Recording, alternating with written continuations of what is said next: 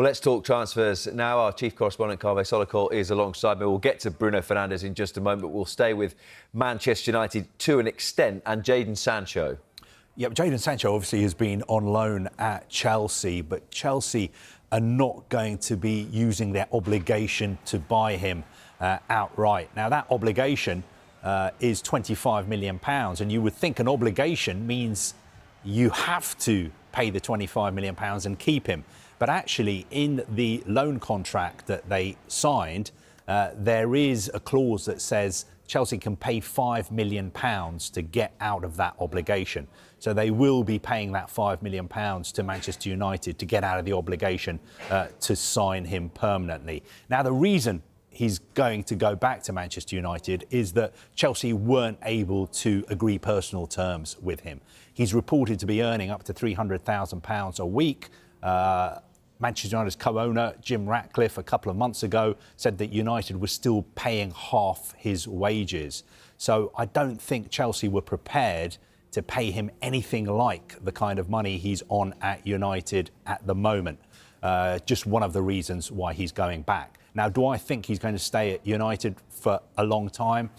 I'd be surprised if he was to play for Manchester United again, because he has a lot of interest from clubs, especially in Europe. So I think it's going to be a sort of short-term thing. When his loan contract ends with Chelsea at the end of June, he will revert to being a full-time Manchester United player again.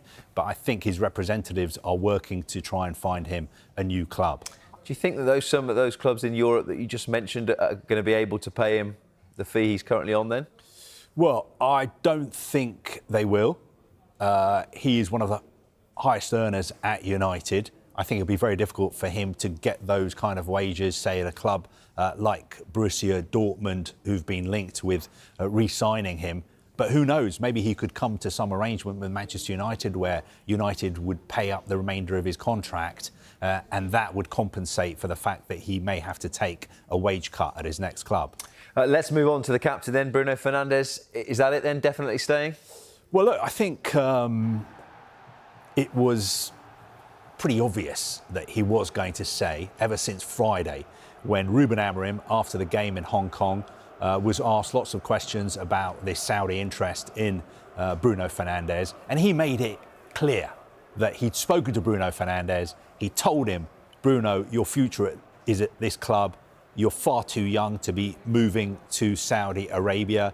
We are rebuilding Manchester United. You're the captain. We want you to stay. And he basically said that Bruno Fernandes had told him, I'm going to stay. I'm committed to Manchester United. And now we know for a fact that he has turned down that offer from Saudi Arabia, which was a very, very big offer. But we've always said Bruno Fernandes is not somebody who's motivated by money.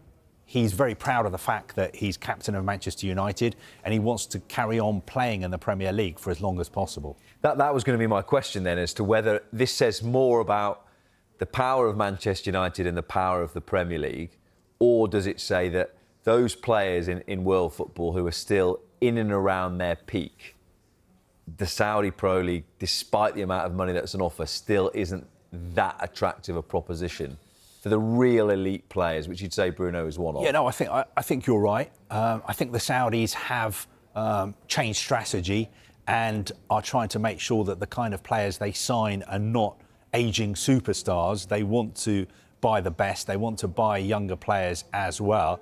But I think we have to be a little bit careful when we're talking about the numbers.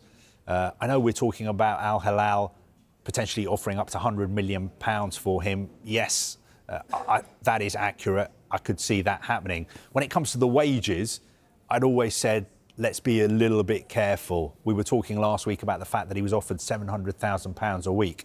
When I speak to people in Saudi Arabia, people at the Ministry of Sport or the Saudi Pro League, they always say we are very bemused and surprised by the numbers that have been reported in the Western media. Is it about adjusted the for the lack of tax, I'm assuming, sometimes, maybe? That could be as well. Maybe because if you stay in Saudi Arabia for a couple of years before returning to the UK, you don't have to pay any tax on your earnings. So I'm not sure they were offering him wages of £1 million a week. They were offering him a very, very good contract.